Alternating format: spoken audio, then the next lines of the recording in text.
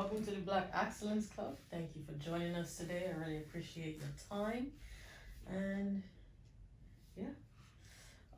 Thank you for having me. No problem. Everyone, this is actually my mom. Her name is Eugenia Robinson. And I'll let you introduce yourself to everyone else. Okay, hi everyone. Like Satara was saying, my name is Eugenia L Robinson BEC. I am an educator. I like to tell people I'm an educator first. I am a trained mathematics education and a computer science major. I have opened a school. We want to call it a tutorial site. So that's as far as I've taken my education. My part of my skills with the day program education.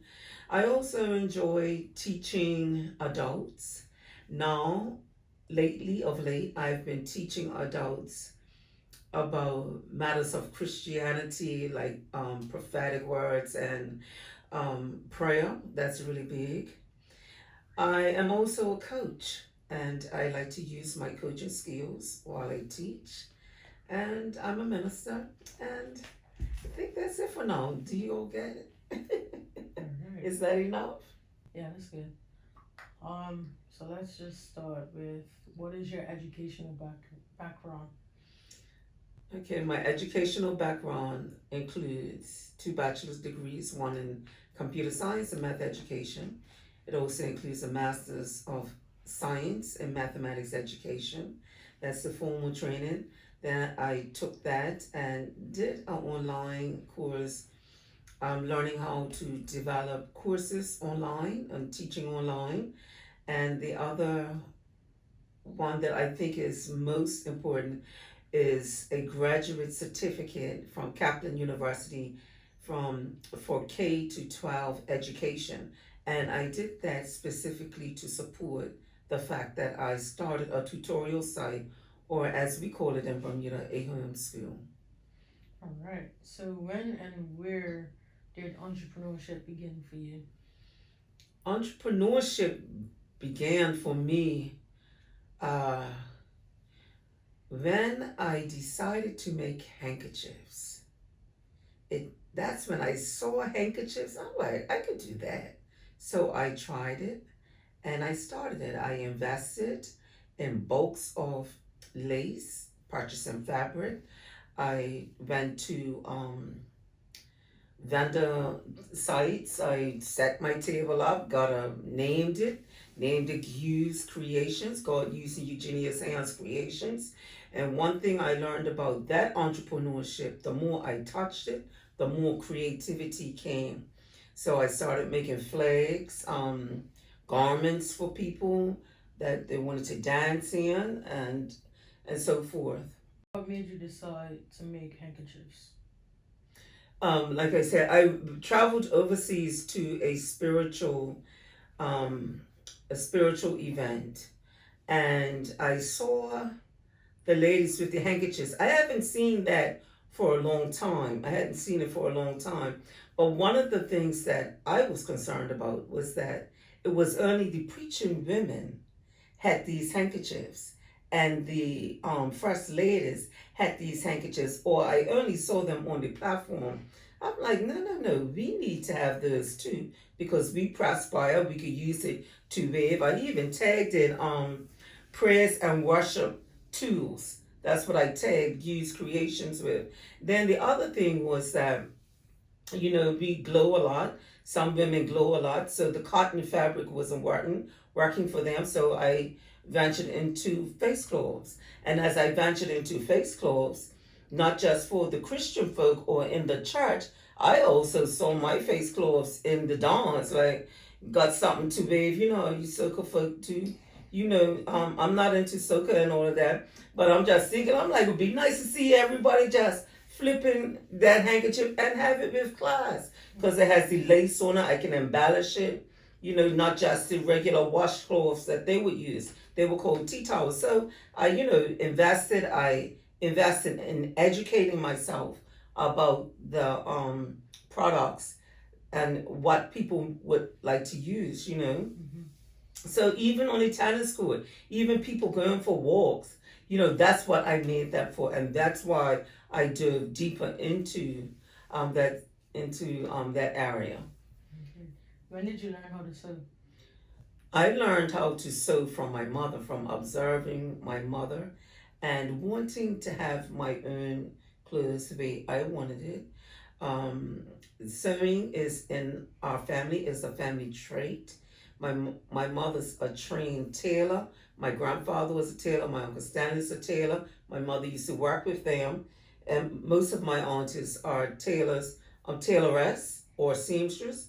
Um, and I remember I wanted pants.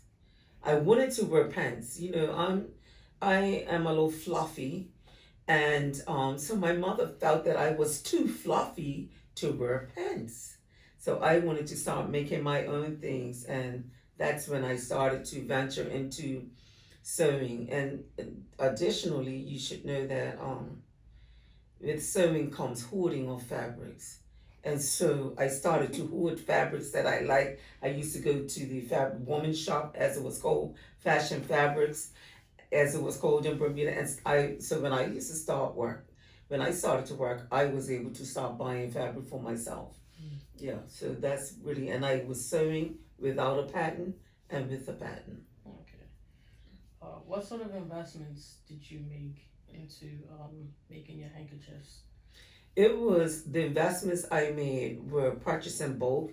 I have so lace can come in bulk, like 50 yards, 100 yards.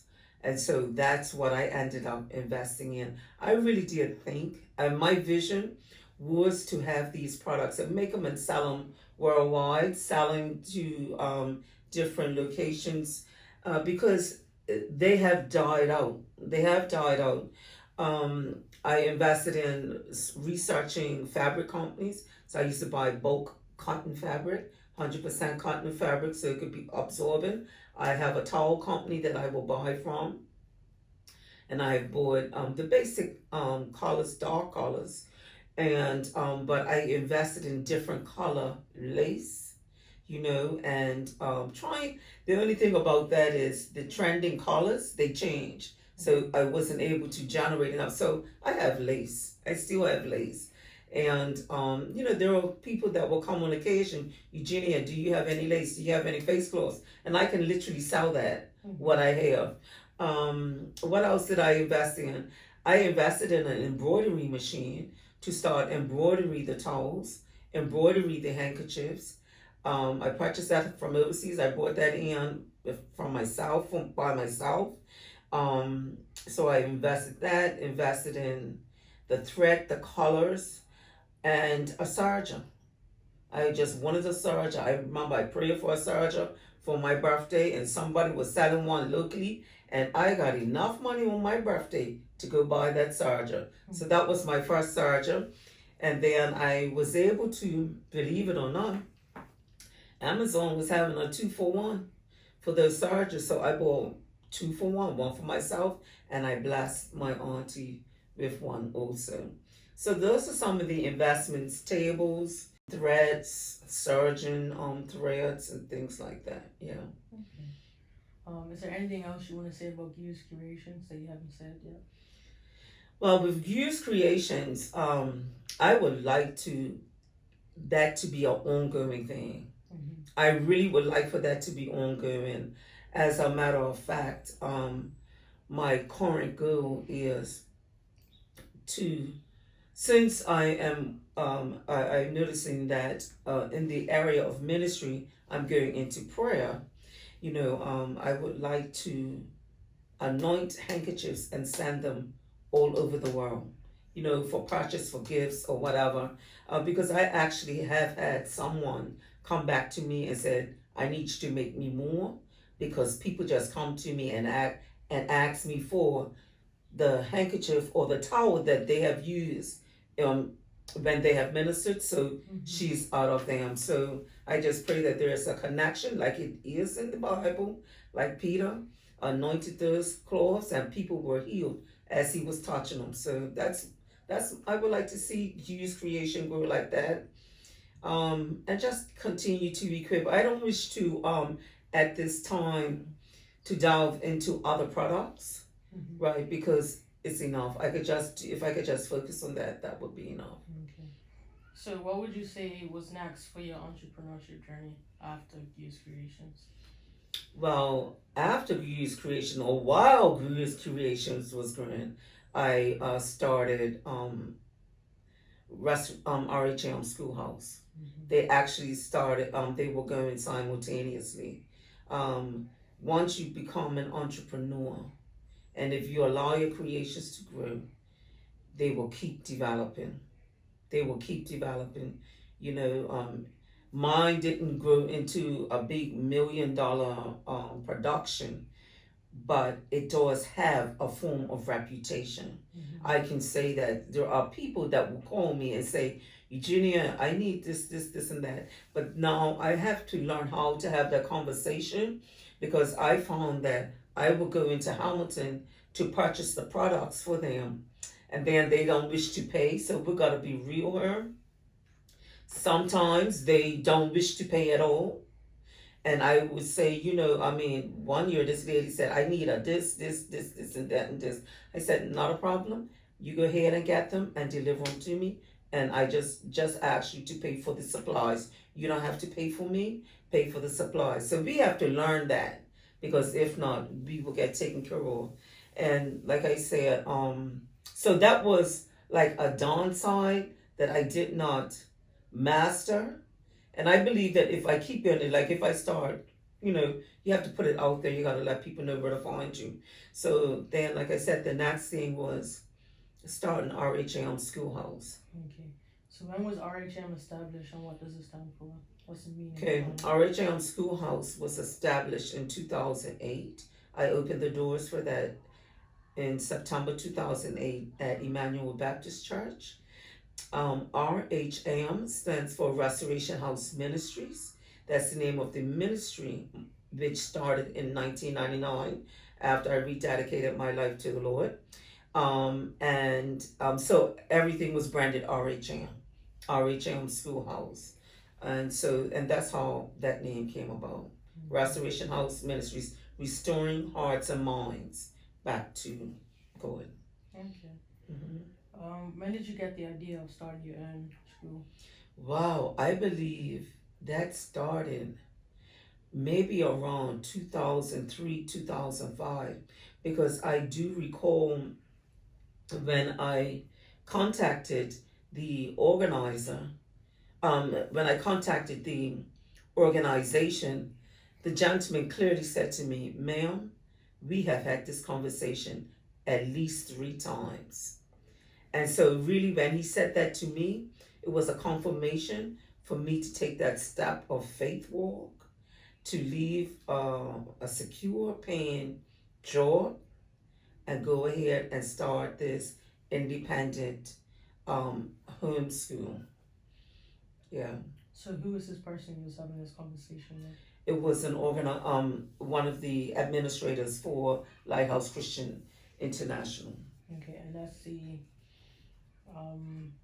what's the word? Program. That's the school program that I Lighthouse Christian International was the selection that I came up with after my research, and it was also used a lot in Bermuda already. And that's the one that I decided. Now there were different ways to initiate the school, like a real school, or using the curriculum as mothers would use it for their children.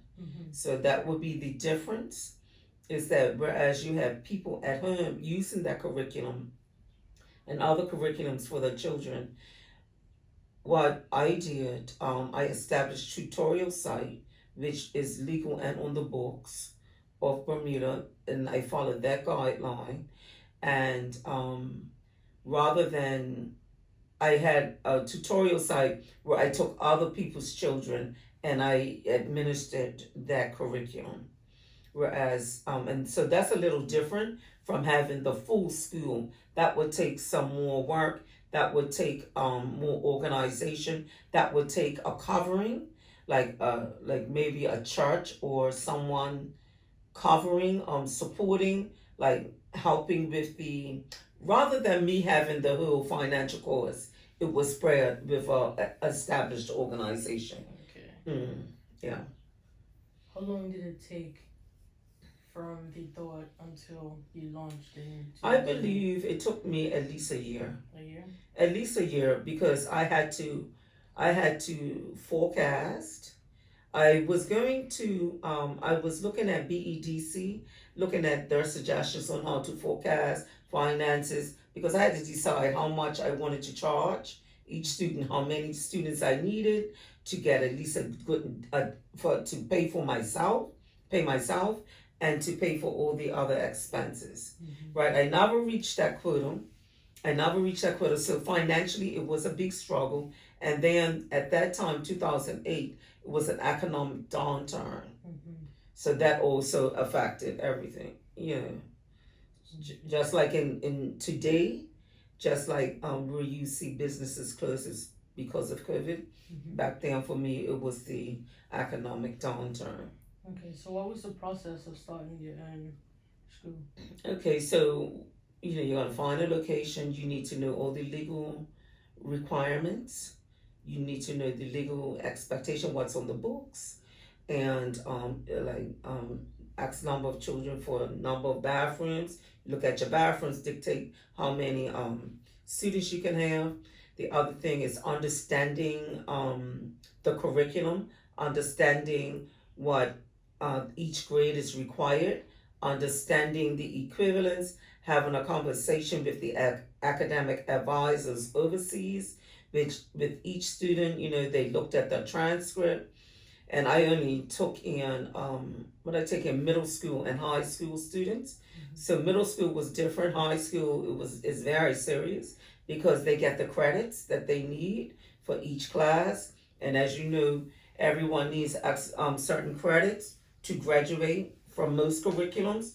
You always have to have the core credits, core courses, X amount of credits to graduate.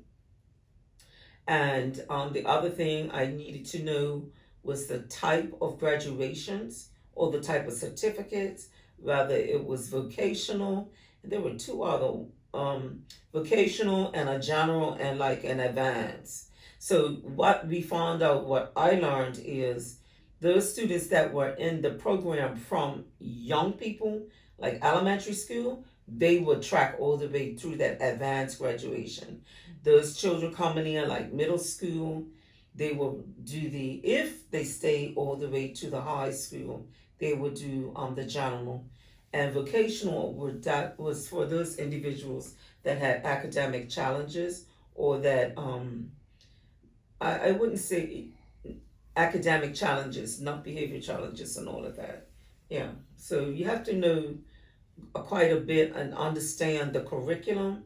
Not necessarily it would be good if you had a handle on the curriculum, mm-hmm. Or at least teach the students how to study.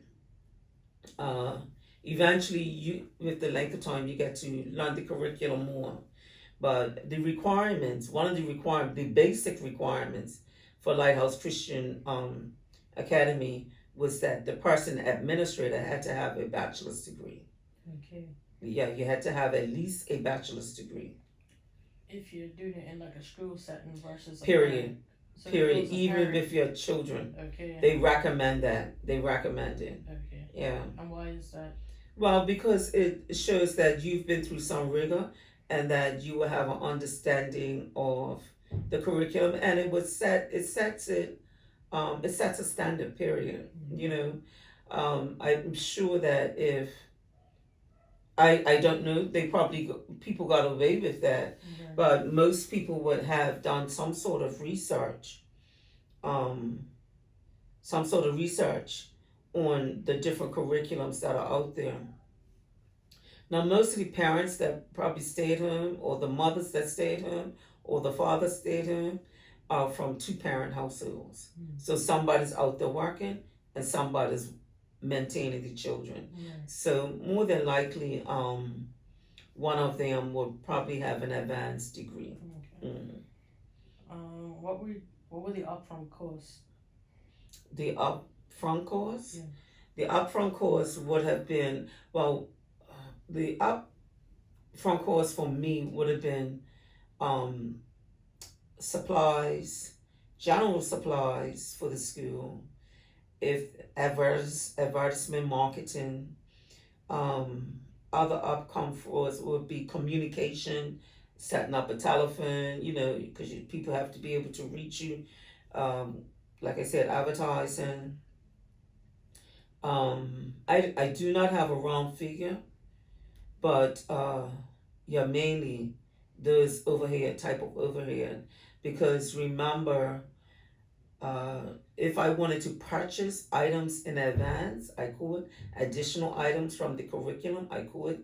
That's optional. But the way the kits came, each student received everything they need, and that cost was on the parent. That and the shipping was on the parent. So it was just mainly administrative, but like a small administrative fee. And I sort of modeled my fee structure after like BHS and did some research on the private schools here, and that's how I structured my fees, not necessarily the cost per month. Okay. So what was the price per student on average? It was like $800 per month or per semester? per month. Per month, every month. Whereas if you compare that to 2,000 to 2,500 for our private schools here, ours was like 800. Okay.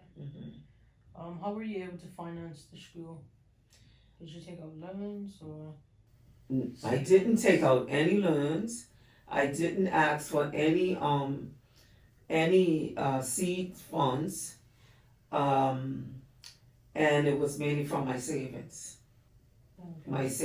And if I had to do that again, I would do it differently. Okay. I would definitely do it differently. How would you recommend someone else doing it?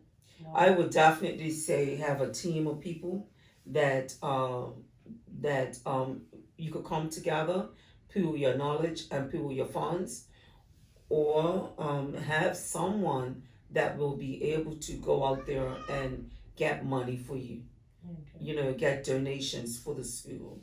So that still takes a lot of marketing, because you have to get your presentation together. That takes skills. You need to, when you present, you want to do it in a very professional manner. So you have to spend some money, right? But yes, definitely. So I will say honestly that that was probably I just went into so much debt with regards to the taxes, with regards to rent, with regards having to, I think I moved at least 3 times trying to reduce the cost. But to be able to still have at least 3 or 4 students, but I still had to go out and work another job to maintain or to sustain, and I'm still paying off the debt, to be quite honest. And laws have changed since then with entrepreneurs. The laws have changed with the income taxes and stuff. So that's also something that I had to take in consideration. So would you say the laws have changed in a good way or a bad way? It's changed in a very good way. Because I believe that even though you still have to pay income taxes, if you are not making X amount of dollars, there is like a zero charge or there is no fee, right? No matter what, if I had 4 students, they were taxing that got taxed. And that would have been, that's only 3,200. That's just enough for maintenance and so forth. The other thing is financially, I was not able to separate my business from my personal finances because that's the only income that I had, right? So those were some challenges, big challenges. So those were some of the things that I would definitely suggest that one person, if you do it differently. Yeah, so the laws changed. That was pretty much it. So owing rent and owing taxes, that was the two main things. So I'm working on the tax debt now. I am okay to say that because it was a point of, it was very sad that I had to close my doors down. It really hurt my heart, but it took me a year to overcome that. It took a whole year for me to overcome that.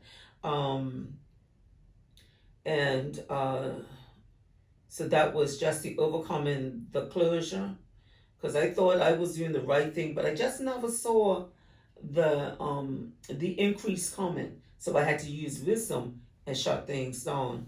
And which it was fine with some parents, because I probably went down to two students. We had that discussion, and they put their children in public school.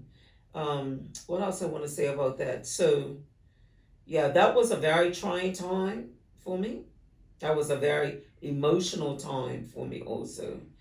And now I feel as though that is something I could definitely, if I really delve into that, I can encourage somebody that as an entrepreneur, you may have to close things down.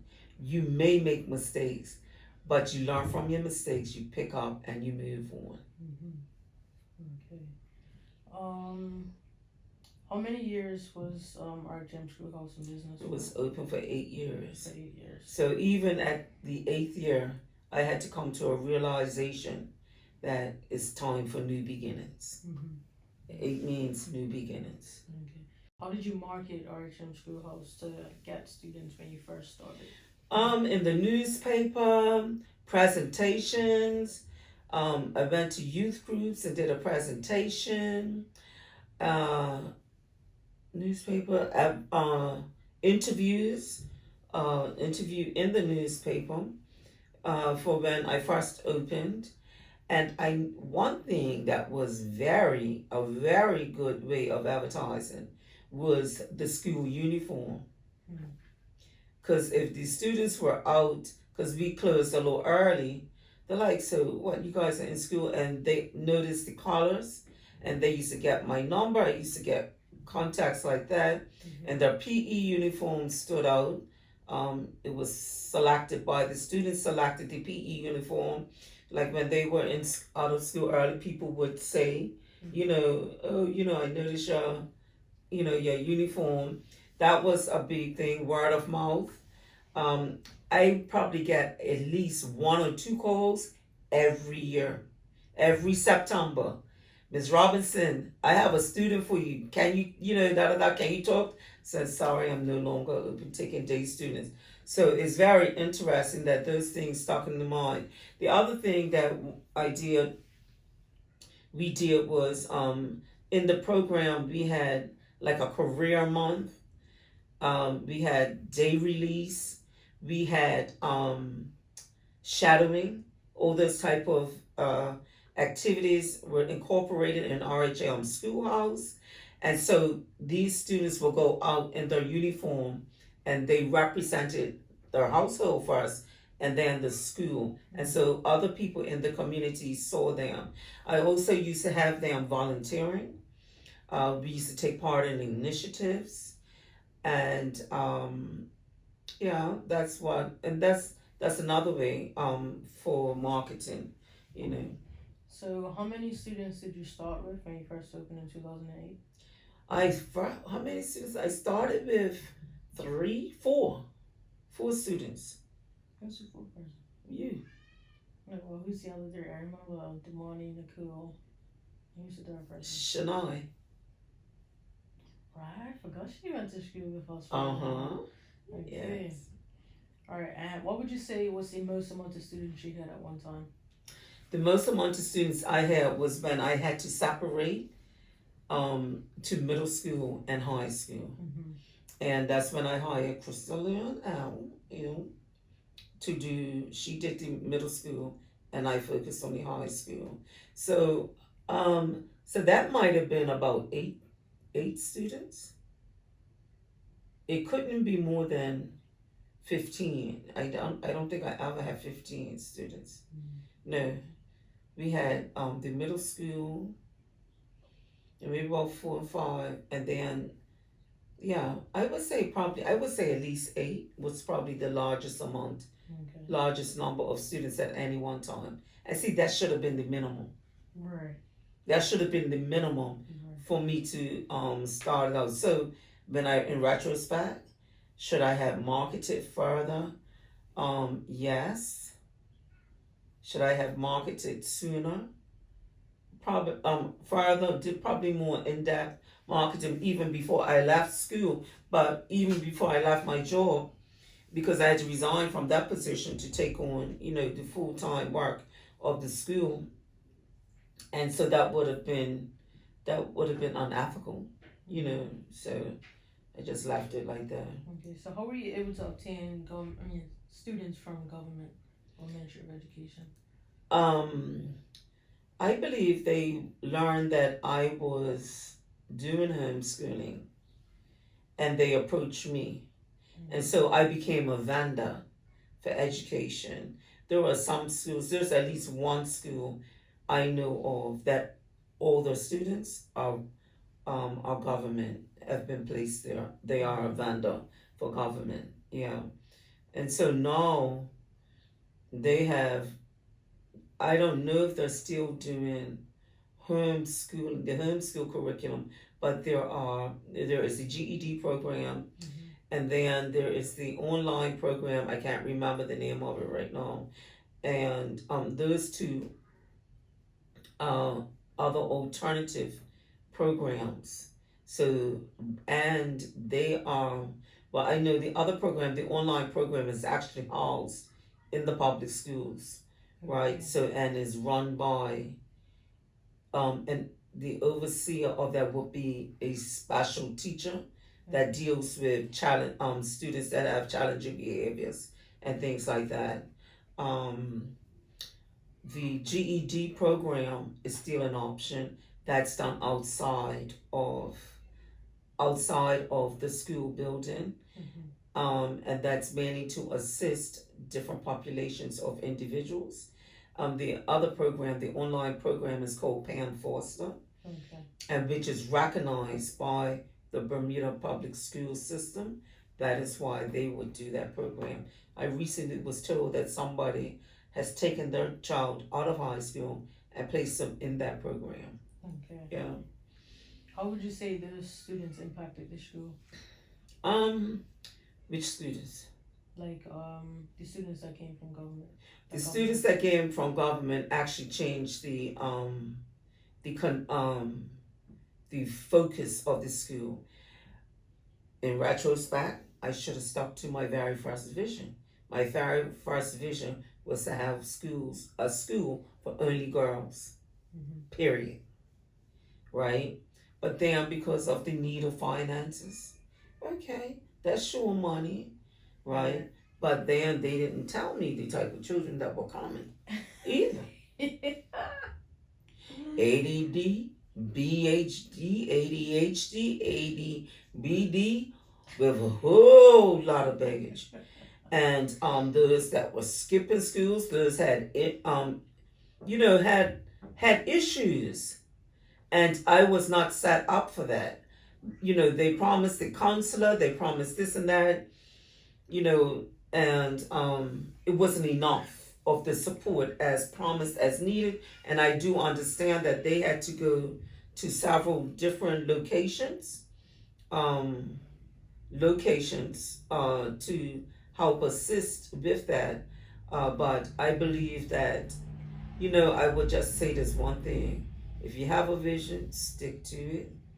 Don't sway. Even if it takes 5 years to get to it, don't sway. Because, yeah. Or would you say that you had a lasting impact on those students for their time that they were at the school? I surely hope so, because they had a lasting impact on me. In a good way or a bad way?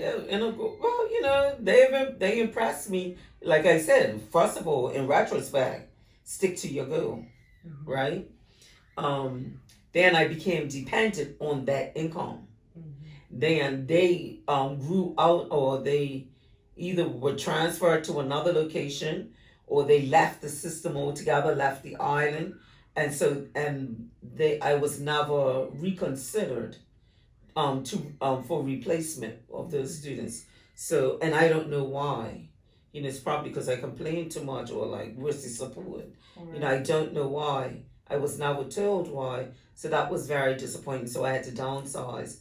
I was losing the other students also that whose parents came in, who brought and like a parent said, your climate is changing because of the type of students that I have allowed in. So yeah, so that was definitely a choice that I made, but was not the right choice. Okay. Mm-hmm. What was the least amount of students you had at any point? One. That was me. No, it wasn't you. And that was very stressful. That was very depressing. And so if I was stressed and distressed, imagine how the student felt coming knowing that I'm the only person, people saying they're sending their children, and then they decided against it and just didn't say, so that was distressful. But that person we had, even though we probably didn't, the mother and I probably didn't end on a very good note, but I rose above that and just let it go, forgave. But the student and I, we connected on a very good note. Okay. How many students would you say have attended RHM Schoolhouse throughout the 8 years? I don't know. I haven't thought about it. It's time for a probably time for a reunion. That's probably something I could do. Yeah, probably. Yeah, that sounds good. Yeah. Yeah. Mm-hmm. How many people did you hire throughout the school's lifetime? Like, how many people did you employ to work? Okay, so if I want to talk about employee, we had someone teaching sewing. We had an artist come in. We had a full-time person that oversaw. That was Crystal Lynn. We had who else? Yeah, Denai. Right. We had help with the administration. We had tutors come in. I hired tutors to help with the English language program. That would be Samantha. Yes. Yeah. Right, Samantha, Denai.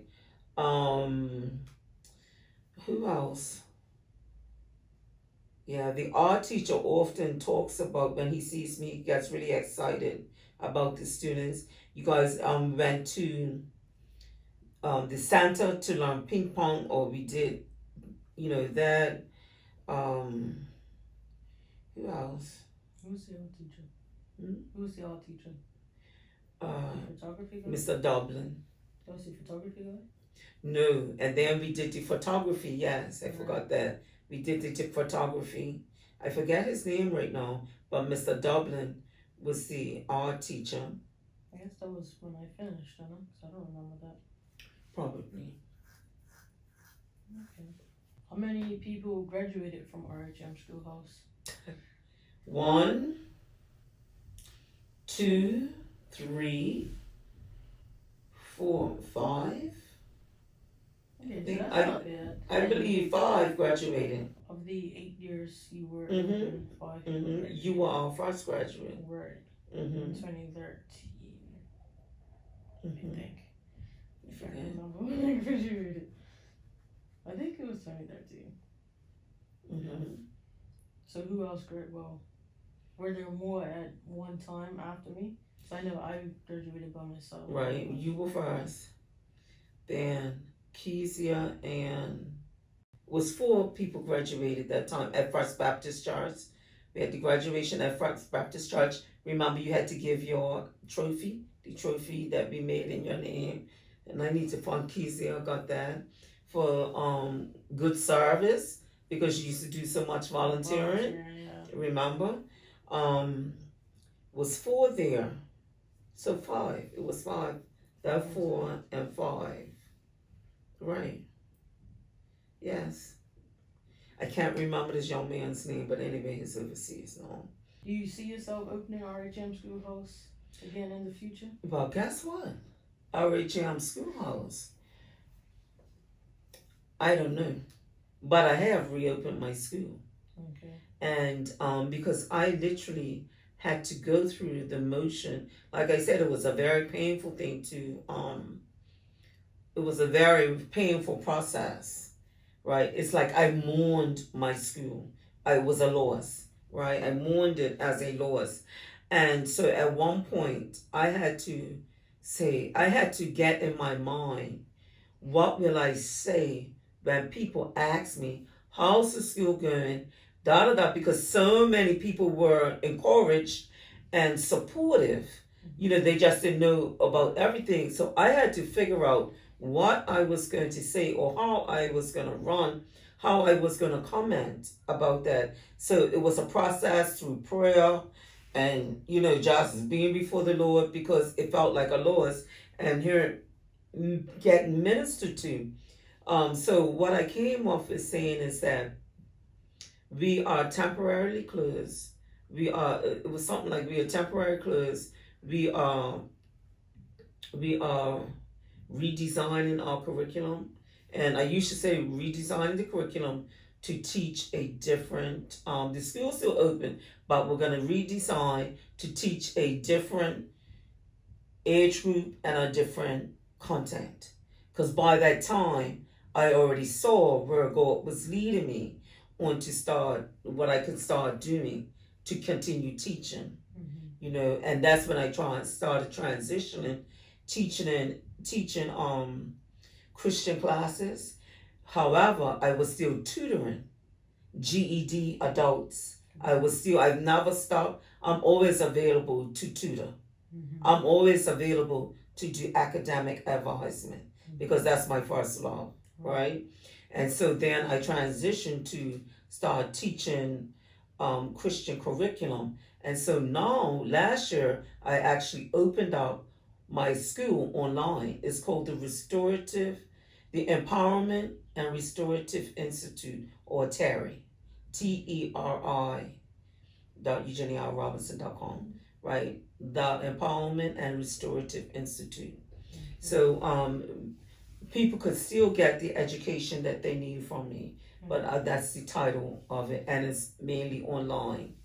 So, and if I need to teach something face to face, I can, because I have the curriculum for it, and so forth. So while you had RHM Schoolhouse, you were holding summer camps, and you had a food store. So what was that like? We could touch on the summer camps first, if you want. Okay, well, the summer camps was actually how I segued into the full-time education. And that's the way that was part of the vision, to have camps, school camps, summer camps, to build up even as part as the advertisement, clientele, parent trust, and things like that, creativity. So I did that. I will never forget my first summer camp was before I had the school. I remember writing out the curriculum, and I remember writing out the list of things that I needed to start that camp. When I got in there, and I thank God for the few parents that trusted me with the young people, was probably 4 or 5 of them. And when I looked, I checked that list off. I had everything I had written down on that list to do that summer camp. So yeah, that would have been one way. You asked me about the Vandarin. The Vandarin was birthed because it was a fundraiser. It tended to be a fundraiser because because we were looking at taking a trip to St. Kitts. And that's how it started. And the students, I'm like, so what can we sell? And because the students were Adventists and they did not eat meat, they said, we need somebody to sell vegan or no meat, vegetarian foods. And then that's how it grew. Then we started talking about that. And then we started talking about chili. We started talking about haystacks. All of that was developed right in our own classrooms.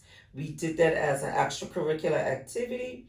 We went through what it looks like, what it should look like, and then we went out and did it. That was very taxing, but we did it. We did it, and people were excited to see that. And so, even though even though the students left, I still continued on with that vision, and that's one thing I would like to definitely bring back. Yeah, that vision never reaches its full fruition. Okay. Did you have to get a vendor's license for that? Had to get a vendor's license. No, I had to get not a vendor's license. I had to get a health license. Okay. A health license, and the health license was for the store, because I did not have a kitchen. So everything I did had to be made at the store, and the health advisors will come and check it. Okay. How long did it take to get that? Yeah. Oh, you apply for it. You can either apply for a seasonal, or you can apply for it for each event. Okay. So for that, no, the finances again. Finances is everything. Finances makes everything. So eventually I started purchasing products, learning the right type of products, and all of that. But what kicked me out of the game was, unfortunately, was when the sailboat event that we had, America's Cup kicked me out the game. Because when they came, we always had to have the insurance piece, but then you had to really have the insurance piece because before you used to sign a waiver, but then you had to have it. That means you had to go and purchase it. So that just kicked us out of the game financially. We developed a very good reputation. We had a good run. I can't remember if it was 1 or 2 years of Harbor Nights, but we had a good run. Okay. So what sort of locations were did VSACs attend? What were the locations? Okay, so it's called V-Stacks. It was for vegetarian stacks. It used to be haystacks, so V-Stacks. I've had so many people, not so many people, a few Adventists, no offense. I can't believe you are doing this. And taste it to see everything that I have in it. That's what some people do. So, before VSACs, though, we did do a 24th of May, and the goal was just to sell gingerbread peanuts, and probably one more thing, just 3 items, and water. And that was the year of the big truck. I'll never forget that. The big truck, the big Calypso truck. Before they went on the road and started having Calypso, they used to have the big truck at the soca truck at the end of the 24th, right. That last year they did that. That was the first year we actually did vendoring. So yes, even before V-Stacks, we did that. So just getting out there, advertising. I remember getting a summer camp flyer done up, giving out flyers about the school and everything like that. Parents were very kind to assist, half hour there, but most of the time I was on my own. So the other locations was the City Hall parking lot. We were down on Front Street, where the old parking lot is, and where else have we been? Bermuda College. Bermuda College.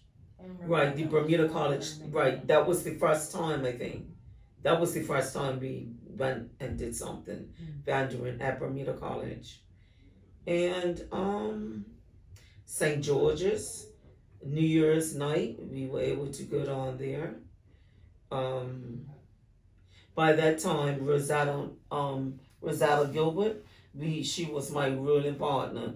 She took it on and she enjoyed it, and she did great things. Also, she had the great layout She had a good layout and she did a good job.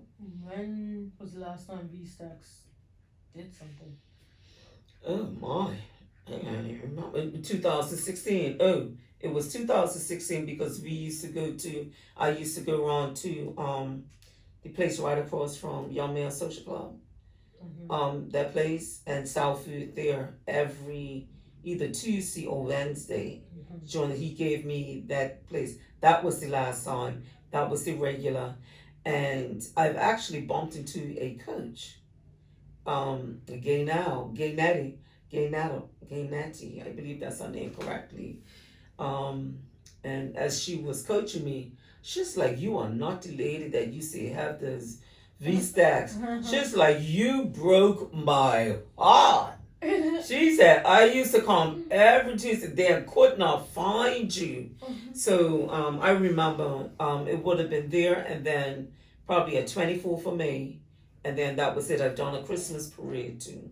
So I've done a couple of things, a couple of locations. So what does your entrepreneurial journey look like now in 2020 to 2021? My entrepreneur journey right now is mainly focusing now on the online school. Okay. Developing the online school, putting courses in the online school, currently running Restore My Prayer Closet, which meets every month on the 21st at 7:30. We're getting this, we have 2 more months for that. So the entrepreneur journey now looks like I'm a little behind in it, but marketing for the next year, knowing what the title is, if I'm having any speakers, but I need to just have that laid out. The marketing piece for that needs to be rolling out. And then the other goal is to add more classes to the online school, while hoping that people would hire me to do the vision boarding product, the digital product of the vision board, which is in the school that can be purchased in the school. And so having to maintain that platform is what the goal is now. So it's to build on what I've already started. Like I said earlier, I would love to start getting back into doing the handkerchiefs because that could go on there as a product. So that one website, that school website, or even my website should be able to link together so that purchases can be made, and even the anointing oil that I make. So there are some things that I would like to continue doing. Yeah. All right. So what is it that you do every morning? Because I could tell you all stories. I stay upstairs from my mom. Well, I was staying upstairs from my mom, and every morning, 5 o'clock, screaming, shouting. Well, that's what it is to me because I'm knocking off at midnight. 6 o'clock, not 5 o'clock. And I'm just getting woken up out of my sleep. So it Too got much to the joyful point. noise. It got to the point where I had to sleep with earplugs because I work shift work, and being woken up at these times in the morning was not what I was looking for. But just tell us what it is that you was actually doing. Okay, so now we're going from entrepreneurship to ministerial duties. So I am a minister, an ordained minister. I was ordained in 2016. So a good bit of things happened in 2016. The school closed down. I was ordained, right? And this is part of my Christian service. One of the things that I've realized is that I'm growing in the area of prayer. As you heard me say about Restore My Prayer Closet, it's like a prayer school. Most of the courses that I have in me that I need to write, or 1 or 2 that I have, is about growing in your prayer life, growing in your prophetic life, growing spiritually in your gifts, no matter what place you are in. And so I am a minister. Last year was a great year for speaking. I spoke quite a few times. I was asked to pray on global platforms. And all I can say is that new doors were just swinging open last year. But every morning, Monday through Friday, 6 o'clock-ish, I have 5 o'clock-ish. it's 6 o'clock. I wake up at 5 to get ready for the 6 o'clock. I pray, and the goal is for 21 minutes. The goal is for 21 minutes, but sometimes It's a lot longer. that fire just comes falling down in that room, y'all. Tune in on Facebook, YouTube. I have two or three Facebook pages. I have Eugenia L Robinson, so it's a business page, RHM Restoration House Ministries International Bermuda, and my personal page. I actually just decided to start streaming on my personal page because I just felt the need that I wasn't reaching enough people, and now more people are coming on, not necessarily coming on, but are scrolling through. So I don't know how to look at it when I can see who's coming on, who's watching for those couple of seconds, so that I can acknowledge them. So there are some things I need to learn. But from 6 to about 6:40, it tends to finish about 6:40. And if it's a holiday, we just have a bowl. And I say we. I have Mama Doreen that has joined me. And I just have to sit back sometime and just let her do her thing. She's 70 plus years old, and she enjoys praying for people. And we just let God use her, and that's what we do. And I hope you hear me praying for you sometimes. I pray for my family. I pray for the males in my families. We try to do that every day. Mm-hmm. So when would you say you began ministering? When did you begin ministering? I would say I probably started ministering in 1999. Okay. The Restoration House ministry started in 1999, but now it's more public. Okay. Back in the day, I used to go out. I used to go down Front Street. I used to take clean care packages to different people. I used to talk to individuals. See, so ministry is not always the person behind the pulpit that you see all the time. There are ministers out there, ministry, and I just used to consider myself a regular person, right? But as you grow, it became evangelical. People say, I remember when you said that word to me, right here, this, and I do not remember at all, but it changed their life. Mm-hmm. It changed their life. It changed the trajectory of their life. Or if they were falling, I've seen guys that I've ministered to, they're like, gee, pray for me. I'm like, so what's going on? And I'm going to get right to the point. I'm not playing, I'm not going to play. Don't ask me pray for you and y'all not doing anything. You're going to go back and do the exact same thing. That's how straightforward I am. So ministry for me started way back then.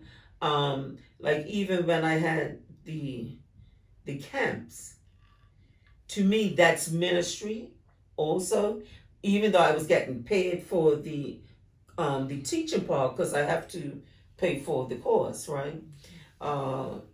Writing, participating, planning events. One of the things you had asked me about the advertising for the school. So we hosted a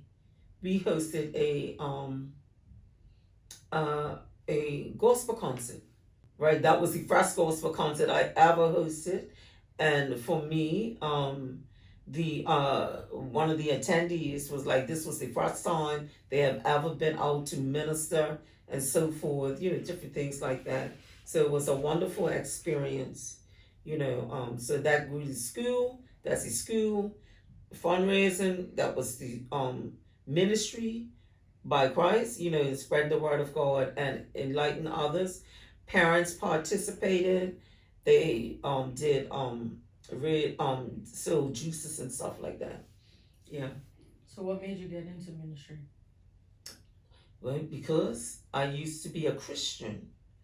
I don't know if you know this, but I used to be a Christian up until the age of about 18, until I had your sister, right? And then I went out into the world.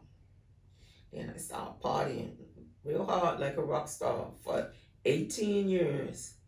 And then it was time to It just happened. It happened. It was like a setup. God sets things up, and that's what happened. And I just got saved again, and I just knew I wasn't gonna go back because it was I had a very bad experiences. I had very bad experiences, scary experiences that were probably that I would have even taken my life, and left you motherless. So yeah, it's a lot of stuff you don't know. That's why it's called restoration. I was restored. And when I was restored, I always felt as though that if I could be restored, I need to have a house that others can be restored. But that house has to be set up specifically, right? And it's a ministry, Restoration House Ministry, restoring hearts and minds back to their natural calling, that call that God would have for your life, right? Restoring hearts and minds, because it's your heart and your mind. It has to come all together. So that's why Restoration House Ministry started. That's how it started. I got to talk to Bishop Rham Senior. I remember I had all these pictures drawn. I'm a visionary. Had pictures drawn. Had been pondering over it. Then I went to him, talked to him about it, and I know he don't remember this, but we talked about it. I told him my vision and stuff. He said, "Well, Eugenia, what about Restoration House Ministries?" Because I think I was leaning to the house for the restored, but he helped with, bringing that vision. So I want to give kudos to Bishop Rham Senior also. Okay. So what sort of events do you host now, and how many events have you held? I haven't, I try to do annually my vision board, right? Previously, I used to do, He Loves Me events.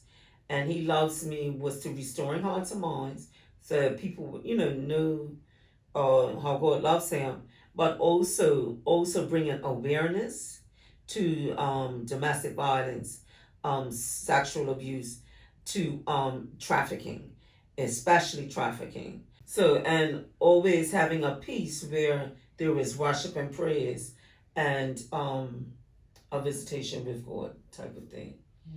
Okay. Who do you minister to? Like, who is your target market that you minister to now? Well, right now,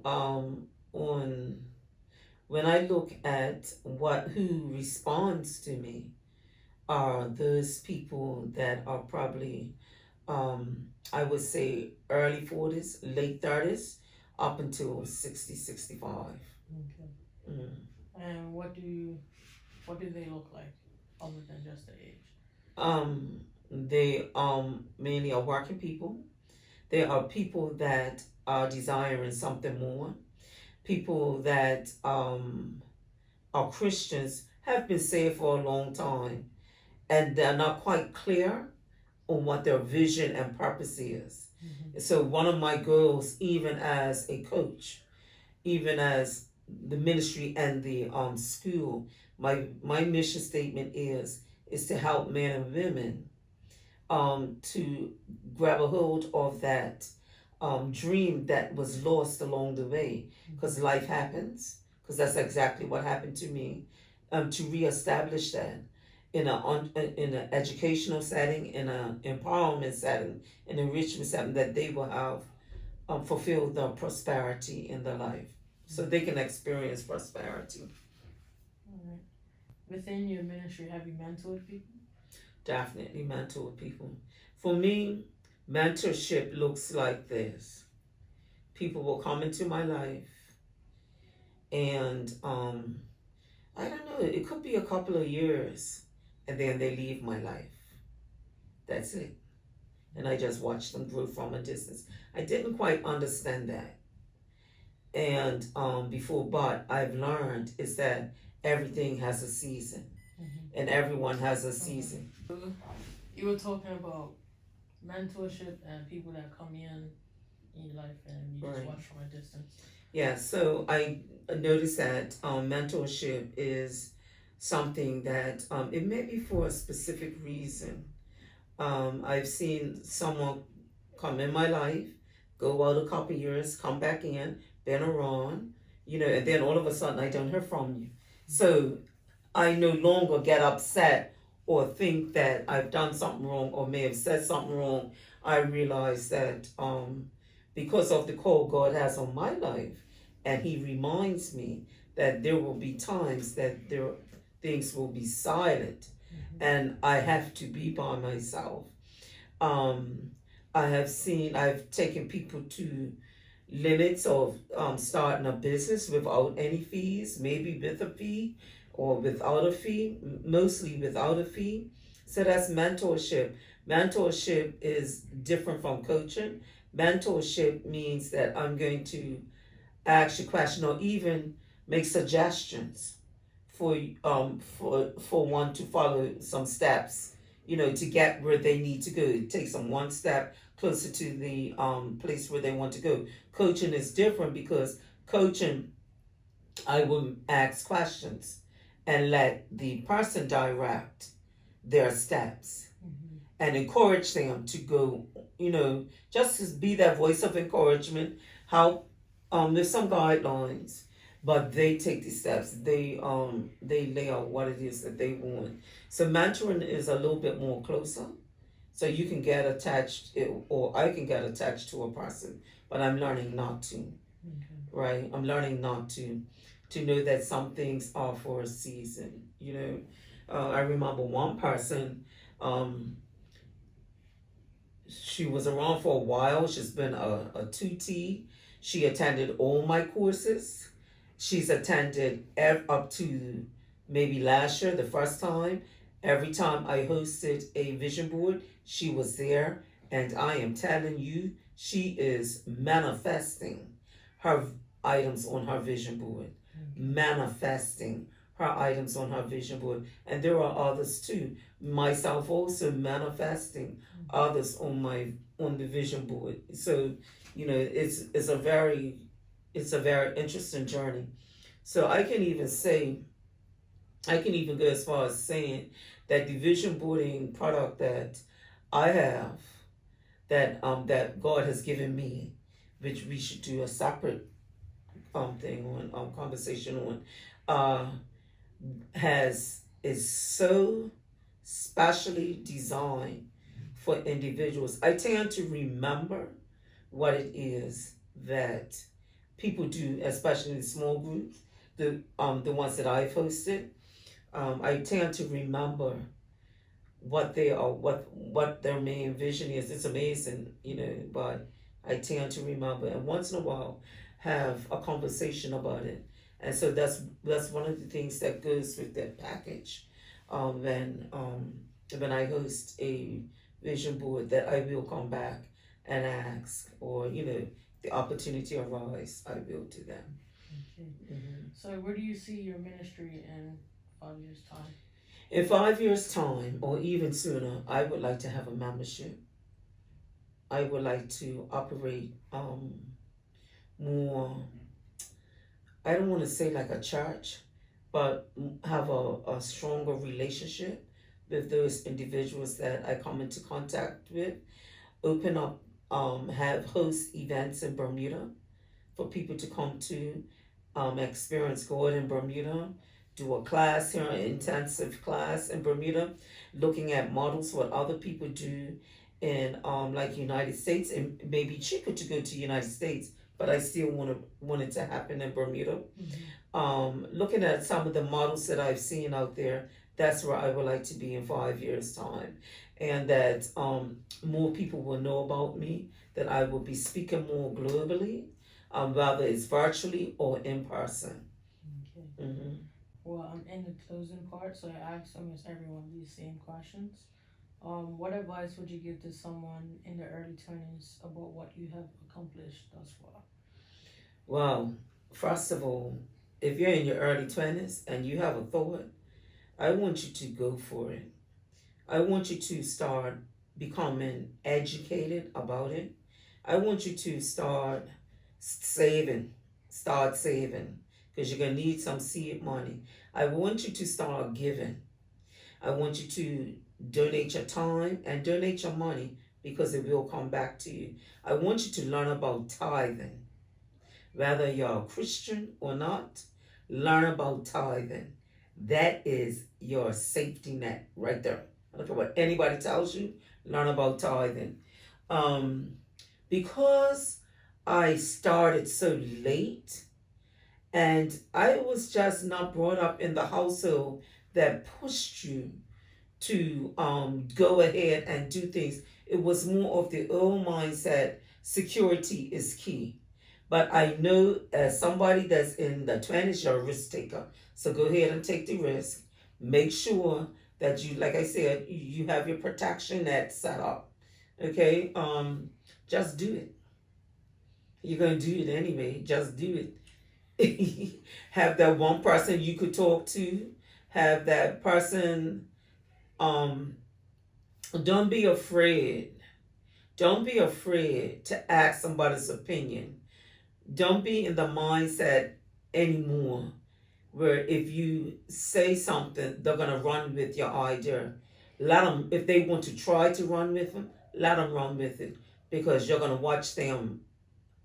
They won't be as successful as you are. You can learn from them, from what they're doing. Just let them run with it. It's not theirs to have. They can't have your idea, because only you could do it uniquely. That's one thing I would say. Okay. What would you say to your future self 5 years from now about what you're doing now? Stop procrastinating. Think big. Look cute and do it. Do some exercise while you're at it too. Just learn to balance life. Balance life and enjoy life. I keep working, paying bills. But enjoy life. Nobody's not going to take it from you. And still stay focused, so get out of the procrastination space. Where do you see yourself in RHM International in 5 years time? What was the first question you asked me? 20. Okay, you didn't ask me on RHM International. Okay, like I said, I would like to see RHM International on the international stage. Oh, I'm sorry. Yes, I did. Okay, on the international stage. Let me say this. One of the things that, as an entrepreneur, one of the first steps, if you go in between, I don't care who you go to, your advisor, you take a coaching course, you take a marketing person. One of the things they always ask you, who are the three things or three industries you see as your competition? The last time somebody asked me that question, I answered it differently. I answered that question because I'm starting to see big and all. I answered that question by selecting someone who's Bermudian, who's doing it big internationally. I said, that's my competition. Even though she may keep growing into the arena she is, I need to get to where she is. Because that's really where but it just took me a while to really be able to articulate that. Okay, so where do you see yourself 5 years from now? I see myself debt-free, earning some sort of home, or finishing off a project, my first building project. And I have to say this because I had a revelation. If I have not started on my own personal building project, that is my training ground for the other buildings that I have envisioned to come. So I need to know how to maintain the small until something larger. So having my own building, either my own building or finish off a building project in 5 years. I would like to be, like I said, to have a larger audience, speaking more regularly, having them going from the part-time ministry into full-time ministry, the way that I have seen full-time ministry for RHM impacting lives globally. Okay. Lastly, what do you think about what I'm doing, what I'm trying to do as an entrepreneur? Okay, can I be honest? I think they're not all running together, but to be quite honest, I just pray that I just said, okay, God, you got this girl. She knows what she's doing. She's breaking through generational curses. She's breaking through lack. She's breaking through finances. She's breaking through financial literacy. That means that my heritage is about to change. So first of all, it's a good thing. Um, be flexible, just like even what I just said. Be flexible, be open to the ups and downs, be patient. I think what you're doing is a great job. Last year, when you two start talking about being a millionaire, I was in a mastermind. My daughter just told me that she wants to be a millionaire. I'm like, where did that come from?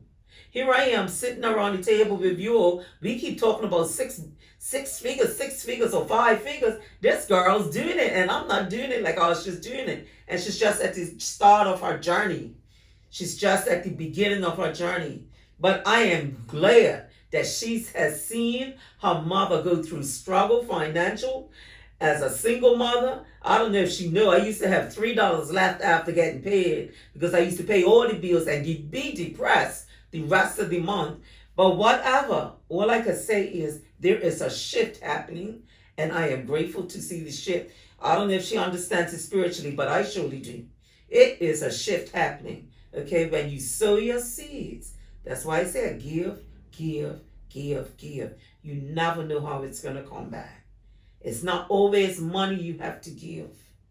It's not maybe just time, just a hearing ear. Just give anyway, any opportunity. Show up to events and volunteer. This is what I see coming back. This is my seed coming back. I thank God for that. So keep doing what you're doing.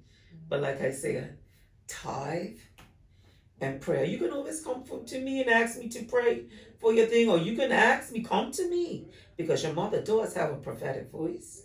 And you say, what do you think God says about this? It's okay to come and ask. Other children do it. You see, there are other people in Bermuda who's doing great business, and their families are Christians. They may not be a Christians, but I bet you they ask, what do you think God's saying about this? Watching. What do you think God's saying about the Black Excellence Club? Well, the Black Excellence Club is coming up. I really don't know how you're going to generate income on the podcast, but I guess you got something else going on, because I've seen you do a couple of things. If I remember correctly, podcast leads people to you that will lead you to your products, right? It gives you a voice. Yeah. So you continue doing this because you have been such a quiet person all your life. This is a big turnaround. This is a flip. When I say shift, it's shifted. Because if you all knew her, all right, it was like, look at how she speaks, right? She speaks very softly. Her mom is very loud. And she doesn't open her mouth wide if you look at her when she speaks, because that's her nature. But she's doing podcasts, and she's doing interviews, and she's doing what's the thing on YouTube channel. I said, look at this, you children, look at my daughter on YouTube. So we thank God for what He's doing for her life, and that her light is shining. So all of that, I don't care what anybody has to say, me making her go to Sunday school, making her go to vacation Bible school, making her do this and that. I know what I'm praying about. I'm seeing the fruit in my own seed. That's all I had to say. It's all in the seed. It's all in the manifestation, right? That's what Black Excellence is about, right? When you manifest, you're going to manifest your goal. You're connecting with other people, doing all those things. The manifestation is important, right? So the seed and the manifestation. I just have to say, well, sleep with your earplugs in. It's working. It's going to say, keep you together. And just like, I was funny when she told me that too. I did not know that. All right. Anything else you want to say? Not right now. But I would like to probably come back at some point and talk more about my division board product and and just push, not push it, but just to share an outline with it and how I got there and what is the goal, because that is one product that I believe God has given to me, and that shall grow. That shall grow and make room for others and make room for me, and even bring me the prosperity that I would like to experience, so I can go and do those things that I need to do in life. All right. Okay. Thank you for donating your time today to be a part of the Black Excellence Love podcast. Yeah, so thank you. You're welcome. All right. Okay.